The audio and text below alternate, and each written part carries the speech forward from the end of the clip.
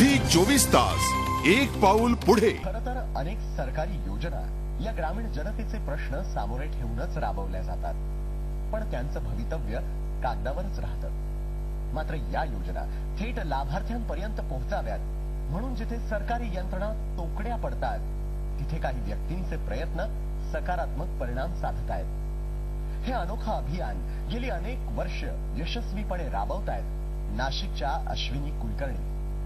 आज रोजगार हमी योजना आणि रेशन धान्य योजना ग्रामीण भाग आणि आदिवासी पाड्यात पोहोचू लागलेल्या आहेत त्या अश्विनी कुलकर्णी यांच्या प्रयत्नांमुळे।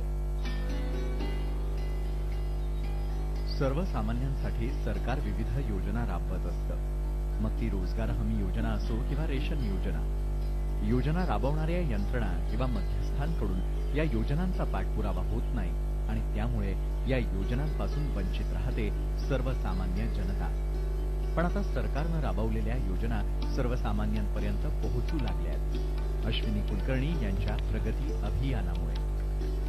इथल्या गरिबीला दोन अशा सरकारच्याच योजना आहेत, आपण काही वेगळी योजना घेऊन जायची गरज नाही। सरकारच्याच अशा एक दोन योजना आहेत की ज्या खूप पूरक ठरू शकतील असं आम्हाला वाटतं। एक रोजगार हमी योजना की जी आता गेली 5-6 वर्ष राष्ट्रीय ग्रामीण रोजगार हमी योजना म्हणूनही पुढे आलेली आहे ती, आणि आपली रेशन व्यवस्था। ह्या दोन गोष्टी जरी नीट व्यवस्थित लोकांपर्यंत पोहोचल्या तरी ह्या भागातली गरिबी खूप कमी होऊ शकते असा आम्हाला विश्वास आहे, पूर्ण विश्वास आहे, आणि गेल्या 4-5 वर्षात हे आम्ही अनुभवतो सुद्धा। शासकीय योजनांबाबत जागरूकता निर्माण करून देशाचा विकास साधण्याचा प्रयत्न करणाऱ्या नाशिकच्या अश्विनी कुलकर्णी। रोजगार आणि अन्न नीट मिळालं तर संसार उभा राहतो हा विचार ठेवून अश्विनी कुलकर्णी यांनी सुरू केले प्रगती अभियान। या अभियानामुळे शासकीय योजना पोहोचू लागल्या आहेत ग्रामीण भागात आणि आदिवासी पाड्यात। 5 वर्षापूर्वी आम्ही 10-12 गावातनं हे प्रयत्न केले। आज 50 पेक्षा जास्त गावं जोडली गेलेली आहेत की जी सातत्याने मागणी करतात। नवीन प्रशिक्षण झालं, नवीन आम्ही कुठे बाजाराच्या ठिकाणी जाऊन कार्यक्रम घेतला की लगेच पुढे अजून 3-4 जण येतात, म्हणतात आमच्या गावात या, आमच्या गावातही माहिती द्या।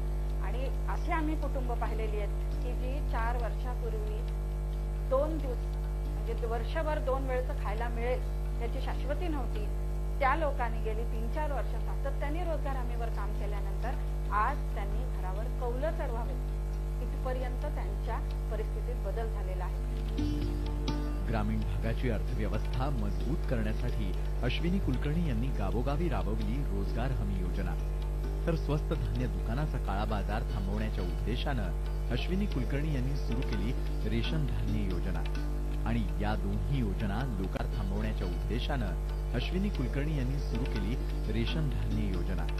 आणि या दोन्ही योजना लोकांपर्यंत पोहोचवण्यासाठी अश्विनी ताईंनी वापरला माहितीचा अधिकार।